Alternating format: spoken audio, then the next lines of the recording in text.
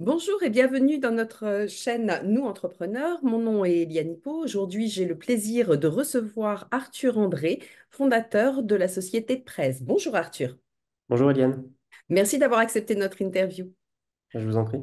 Alors, première question, Arthur, est-ce que tu peux te présenter et nous présenter ton entreprise, s'il te plaît? Oui, bien sûr.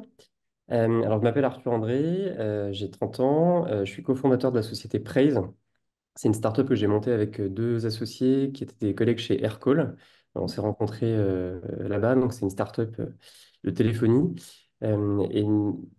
Praise, c'est un assistant pour les réunions. Donc l'idée, ce qu'on, c'est de pouvoir enregistrer facilement sa réunion, avoir une retranscription avec les minutes de tout ce qui s'est dit. Et surtout, on a une grosse brique d'intelligence artificielle pour faire des résumés automatiques, de l'analyse, extraire des informations précises pour gagner du temps sur toute la partie après l'appel. Et puis, pendant la réunion, ça permet aux gens d'être concentrés sur ce qui se dit et non pas sur la prise de notes et comment est-ce que je vais retranscrire la pensée de mon interlocuteur. Tout à fait. Alors, du coup, tu t'es lancé très jeune dans l'entrepreneuriat. Est-ce que c'est toujours quelque chose qui t'a porté? Est-ce que tu étais prédestiné à devenir entrepreneur? Comment ça s'est passé? Alors, je ne sais pas si on est prédestiné à être entrepreneur ou pas. En tout cas, ce qui est sûr, c'est que tout le monde peut entreprendre. C'est relativement facile en France, en plus de le faire. Il y a pas mal d'aides et d'accompagnement, de financement public, donc il ne faut pas hésiter. Euh, c'est un projet que moi, j'ai toujours voulu entreprendre depuis assez jeune. Depuis que je me souviens, depuis mes 14-15 ans, je me suis dit, OK, un jour, je monterai une boîte. Après, c'est compliqué de se lancer. C'est pas... on se met beaucoup de barrières mentales et en fait, il n'y en a pas forcément tant que ça. Le plus dur, c'est de commencer. Euh, mais c'est un projet qu'on a mûri un petit peu longtemps et j'ai eu la chance de rejoindre Aircall, qui était une startup qui a grandi très très vite. Je suis arrivé, j'étais le 10e employé. Je suis parti, on était 500 dans la boîte. Et donc, du coup, je ne pensais pas rester aussi longtemps, mais j'ai vu cette croissance formidable et je me suis dit, OK, bon, c'est une très bonne école. Je vais apprendre beaucoup, puis je me lancerai ensuite. D'accord. Donc, tout jeune, 14-15 ans, tu avais des barrières mentales. Qu'est-ce que c'était les barrières qui te préoccupaient, les questions que tu te posais avant de te lancer?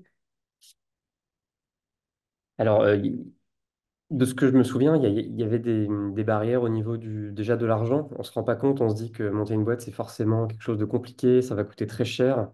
Il faut beaucoup d'argent pour commencer, alors que pas forcément, il faut juste une idée et puis faire une toute première version de son produit ou de son service. Et aujourd'hui, c'est hyper facile il y a plein d'outils gratuits sur Internet pour juste faire une landing page ou faire juste un design d'application pour imaginer ce qu'on fait. Donc l'argent, c'était une barrière, mais je pense que ça n'en est pas vraiment une.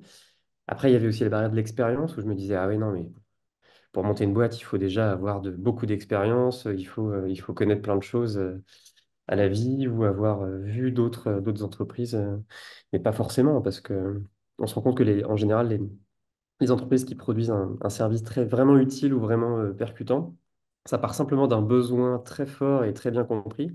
Et c'est ça qui est important, c'est identifier vraiment le pourquoi on fait l'entreprise, quoi.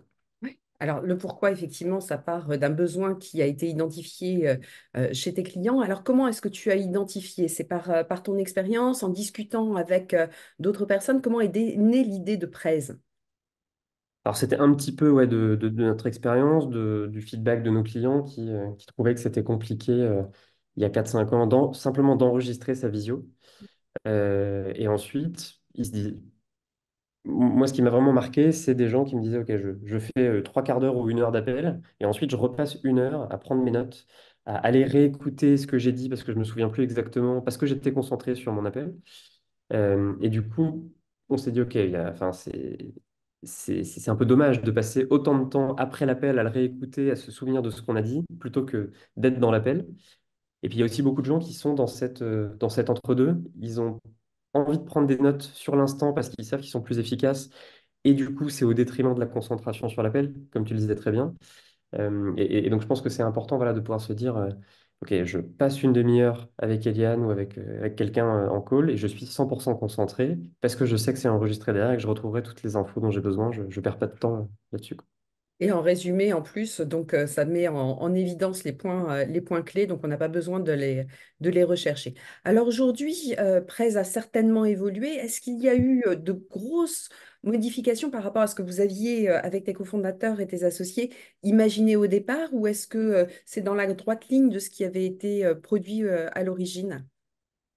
Alors, rien ne se passe jamais 100% comme prévu, hein, ça c'est les joies de l'entrepreneuriat. On part avec une idée bille en tête au début et puis très vite on se rend compte que bon, bah, il faut pivoter un tout un petit peu, jusqu'à trouver le vrai cœur de cible. On avait une vision globalement celle que... Enfin, c'était, voilà, on s'est pas complètement trompé, on avait une vision relativement proche au départ, mais ça se joue sur beaucoup de détails. Ça se joue sur déjà le comment est-ce qu'on le réalise. Il y a pas mal de choses qu'on imagine possibles et qui sont en fait un peu plus compliquées. Notamment, on a buté sur la qualité de la transcription. Donc au début, on a testé des API, des modèles. On a créé notre propre modèle aussi. Et en fait, enfin, la qualité n'était pas suffisamment bonne. Il y avait 80-90% des mots qui étaient correctement retranscrits. Et malheureusement, c'est pas suffisant pour pouvoir en faire un résumé ensuite parce qu'il manquait un mot par phrase ou un mot qui n'était pas adapté. Donc ça, la bonne nouvelle, c'est que maintenant, il y a des technos d'IA qui sont sortis en 2023 qui sont incroyables, avec notamment ChatGPT, Whisper. Et maintenant, on utilise une autre techno qui est 100% française, qui s'appelle Gladia. Et en fait, on voit des petits bons de qualité à chaque fois. Et ça bouge très très vite. Donc ça, c'est incroyable. Les possibilités techniques aujourd'hui de créer un produit sur la tech et de l'améliorer sont vraiment très très fortes.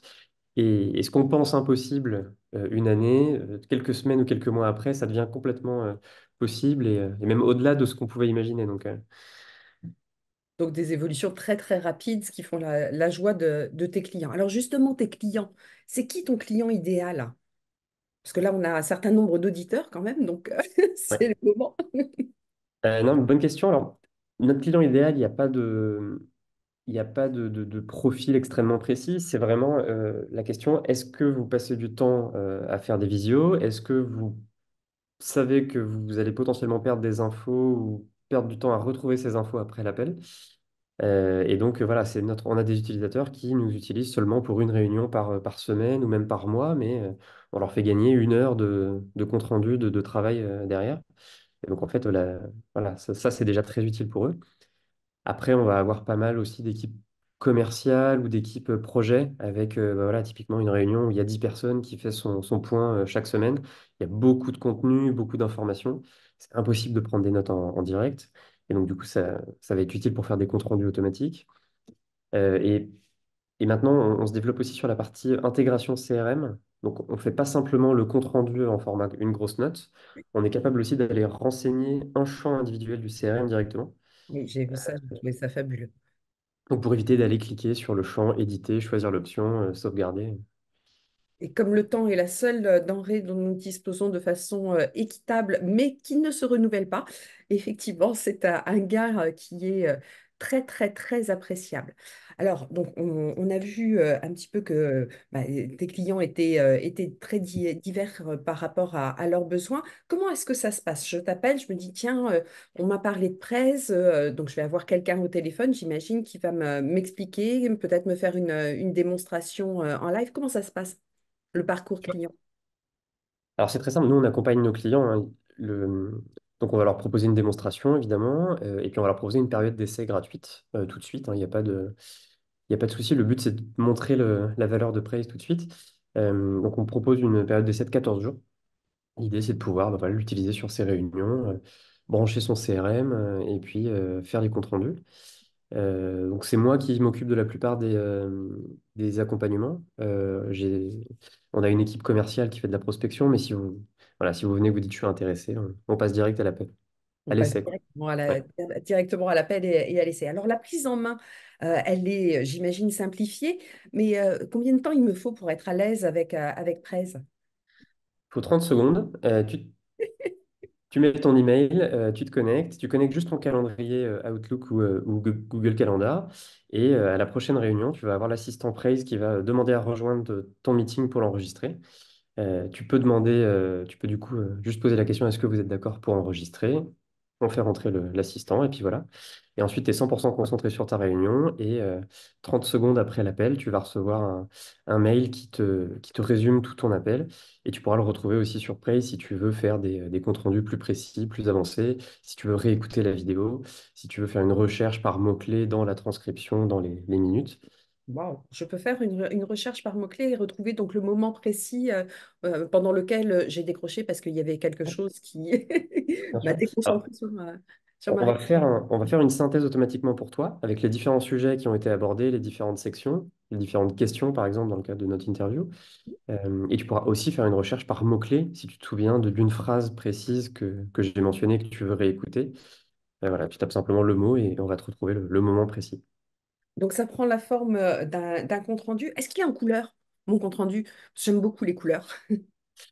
Alors, on va afficher une couleur différente pour chaque participant, ouais. Ouais, ça c'est chouette parce qu'effectivement, c'est beaucoup plus ludique et beaucoup plus amusant, je trouve.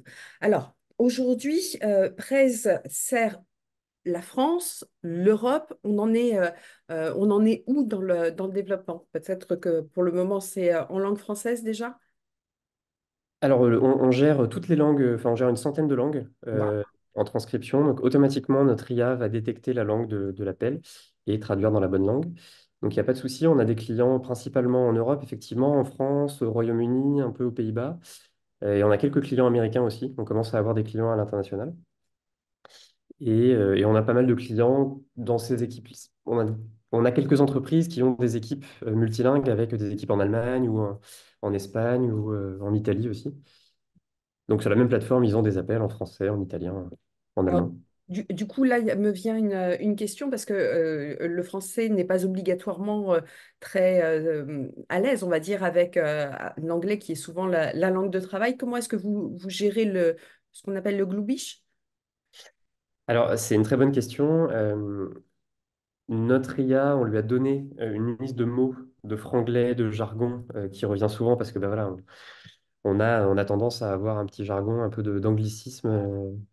Nous aussi, on est une start-up, on est très, très dans cette dynamique-là. Donc l'IA, elle est capable de reconnaître ce genre de mots parce qu'on rajoute une petite surcouche d'intelligence, nous, avec ces mots qu'on identifie. Et le client, il a aussi la possibilité de rajouter son propre vocabulaire. Donc toi, tu as la possibilité de mettre ton jargon, des mots spécifiques. On a des clients qui travaillent dans des industries un petit peu particulières, dans le médical ou dans l'industrie de la finance ou des choses comme ça, et qui vont avoir des mots voilà, très, très spécifiques. Et ils peuvent spécifier ces mots-là pour encore améliorer la qualité de la transcription. D'accord. Alors, tu m'as parlé tout à l'heure d'une partie de ton équipe qui est dévolue au commercial.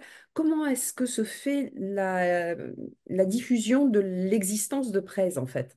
C'est le bouche à oreille beaucoup, j'imagine. Alors, c'est plusieurs canaux. C'est pas, effectivement, ça, c'est le plus dur, hein, de prospecter pour son entreprise, de se lancer, de se faire connaître. Donc, on a plusieurs canaux. On a un site, on a LinkedIn sur lequel on poste régulièrement. C'est important, ça, de poster sur LinkedIn. Si on a une expertise, si on a une légitimité sur son domaine, il ne faut pas hésiter. Et la qualité prime sur la quantité. Donc, poster une fois par semaine ou une fois toutes les 2 semaines, c'est pas grave. C'est déjà mieux que rien. Et ce qui compte, c'est la qualité. On a également, on fait pas mal de prospection. Après, on envoie des emails, on prospecte sur des clients dans notre cible. Donc, c'est pour ça qu'on a une équipe commerciale, parce que ça prend du temps de prospecter de façon raisonnée, de façon qualitative, en prenant le temps de proposer vraiment de la valeur à la personne. C'est compliqué de. Ça fonctionne pas d'envoyer des emails qui sont pas qualifiés, donc il faut prendre le temps de se poser la question, OK, qui est mon prospect cible? Comment est-ce que je peux lui donner de la valeur? Et comment est-ce que je peux rentrer en contact avec lui sans le harceler, sans le déranger? Donc beaucoup de prospection email, un petit peu de téléphone aussi pour ceux qui répondent pas. Il faut pas hésiter à. Voilà, un client à qui on a déjà parlé par mail mais qui dit j'étais pas trop intéressé, on peut essayer de le relancer un peu plus tard. Souvent, c'est une question de timing, hein. Oui, c'est exactement ça. On, Oui. on a tous notre journée de travail avec beaucoup de choses à faire. Et voilà, quand on est concentré, c'est peut-être juste pas le bon moment. Et donc, il faut proposer une main tendue un peu plus tard, quoi. Oui, je suis bien d'accord avec toi. Et alors sur la qualité de la prospection, je n'arrête pas de recevoir des mails d'une société que je nommerai pas qui commence systématiquement par «Bonjour Maud, vous n'avez pas répondu à mon dernier email». Alors déjà, je me sens agressée et c'est pas mon prénom. Donc je me sens pas concernée. Donc ça part directement à la poubelle. Ils peuvent m'envoyer autant de mails qu'ils veulent. Jamais je ne répondrai. Donc je suis bien d'accord avec toi. La Il faut qualité. jamais culpabiliser son client, ça c'est. Surtout que je ne suis absolument pas cliente a priori et je n'ai même pas lu la suite. Oui. Ça ne Mm. m'était pas adressé. Donc, ok. Donc moi, j'aimerais te poser une question. On est en début 2024. Il y a forcément plein de projets pour l'évolution de presse sur cette année. Est-ce que tu peux nous faire un petit clin d'œil, un Oui, petit... bien sûr. Alors nous, on est une société, ça fait un tout petit peu plus de 2 ans qu'on existe, donc on est encore relativement jeune. Euh, On a, on a pas mal de nouveautés qui vont arriver. Donc, globalement, on va améliorer notre plateforme. C'est un travail voilà, un petit peu permanent hein, d'améliorer un petit peu tous les aspects. On va faire une refonte de l'interface. Donc, il y aura un nouveau design qui va arriver d'ici le mois de mars avec plus de couleurs, plus sympa à utiliser. On va développer aussi beaucoup d'intégration avec des outils CRM. Notre objectif, c'est que voilà, chaque équipe utilise un logiciel qui lui est propre. Il y a des CRM plus adaptés pour d'autres équipes. Donc, nous, on a envie de se connecter avec tous les outils du marché pour faire gagner du temps, justement, voilà, euh, à tous ceux qui passent des réunions, qui ont beaucoup d'informations et qui veulent pouvoir la conserver dans l'historique des échanges. Et on va aussi beaucoup travailler sur l'IA pour. Alors, en fait, la complexité de l'IA, c'est la rendre simple à utiliser. Je pense qu'on a tous testé ChatGPT ou d'autres IA. C'est rigolo la première fois, mais au bout d'un moment, on se rend compte que voilà, il faut lui poser 10, 15 fois la question d'une façon un peu précise, un peu compliquée pour avoir quelque chose. Et donc, nous, ce qu'on essaie, c'est de rendre l'IA presque invisible, en fait, et que ça soit simple à utiliser. Donc, on met beaucoup d'efforts sur voilà, rendre l'interface simple. Très concrètement, vous faites votre réunion et ensuite, juste vous créez le modèle de compte-rendu en utilisant vos propres mots voilà, vous voulez un résumé de l'appel, et bien vous dites juste, je veux un résumé de l'appel en 3 phrases. Et il n'y a pas besoin de lui parler à un robot. Et donc voilà, et ça prend du temps de rendre ça accessible. Tout ce qui semble très très simple à utiliser ou quand on voit une prestation d'un artiste a nécessité énormément de travail, énormément de réglages et c'est ce qui fait effectivement toute la valeur du travail qui a été effectué. Et, et c'est un conseil d'entrepreneur aussi de base. Souvent, on a tendance à vouloir faire quelque chose de très abouti, de très compliqué. On imagine déjà une version. On n'a pas sorti la version 1, qu'on imagine déjà la version 2, la version 3. Et l'exercice le plus dur, et c'est peut-être ça la plus grande leçon que j'ai apprise sur ces 2 années, c'est faire plus simple. Genre, on se- quand on a dit qu'on allait faire telle fonctionnalité comme ça et qu'on se rend compte que même nous, on trouve ça un petit peu trop compliqué, on se dit, OK, c'est quoi l'essentiel? Qu'est-ce que je peux enlever? Et on commence par un truc simple.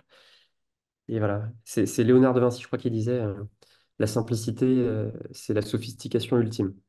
Oh, superbe. Et c'est toujours très vrai. Et c'est toujours effectivement très vrai. Alors, tu parlais tout de suite de faire très simple.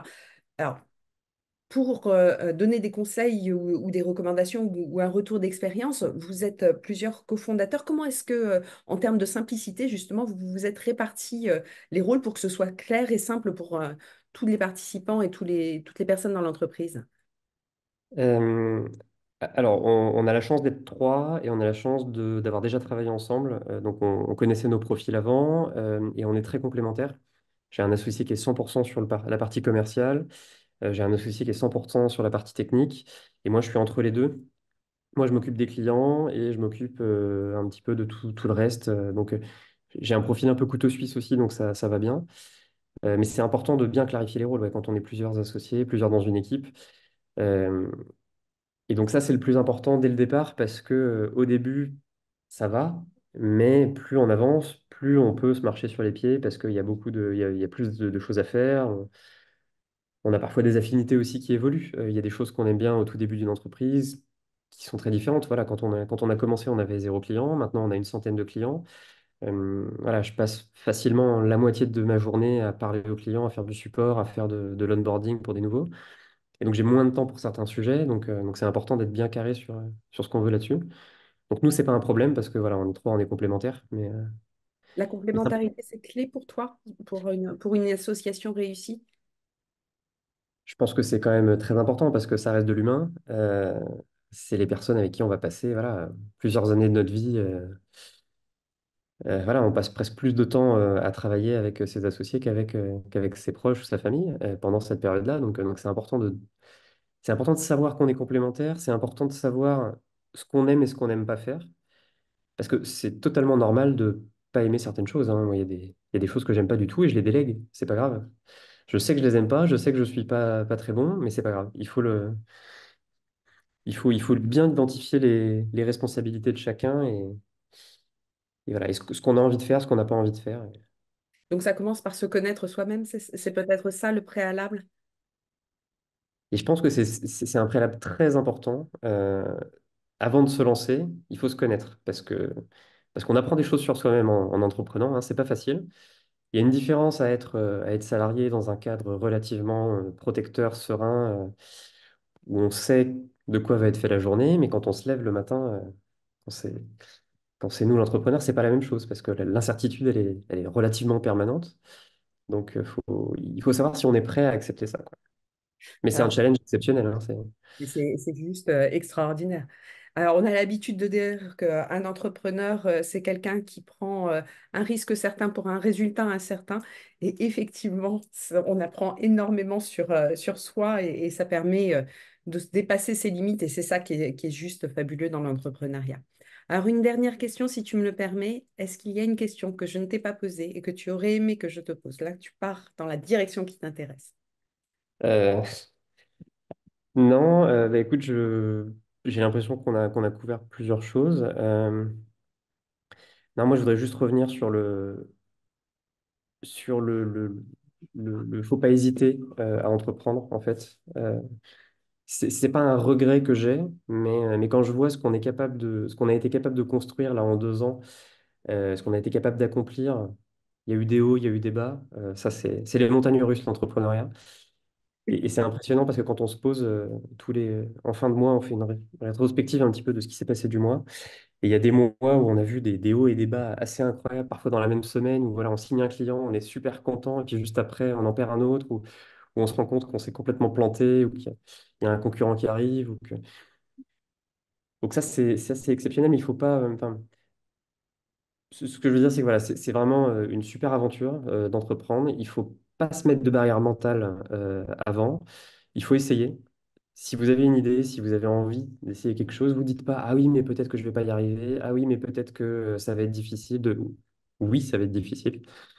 Mais il faut essayer parce que c'est vraiment une très belle école. Et puis on apprend beaucoup sur soi aussi. Ça permet de, ça permet de recadrer aussi ses attentes. Ça permet de recadrer plein de choses. Enfin, voilà, il faut se lancer en se disant qu'on va peut-être échouer, mais qu'on peut aussi réussir. Et donc, faut garder l'espoir, quoi. C'est ça qui est... faut être ambitieux, mais réaliste. Compléter ce que tu viens de dire, effectivement, on regrette toujours ce que l'on n'a pas fait finalement. Il n'y a que ça qui peut apporter des regrets. Ce que l'on a fait et que on a réussi, ben, on en est particulièrement fier. Ce qu'on a fait et qui ne s'est pas déroulé comme on le souhaitait, eh bien au moins on a la fierté de l'avoir tenté et d'y avoir mis toute son énergie. Merci beaucoup Arthur pour ce superbe témoignage. Nous allons te souhaiter une bonne journée. Chers amis auditeurs, nous nous retrouvons bientôt pour de nouvelles interviews et bien entendu, nous mettrons dans le lien en dessous, enfin dans la liste en dessous, tous les liens pour pouvoir te retrouver et pour pouvoir retrouver 13. Merci beaucoup, très bonne journée. Merci, Eliane. Au Bonne revoir. journée.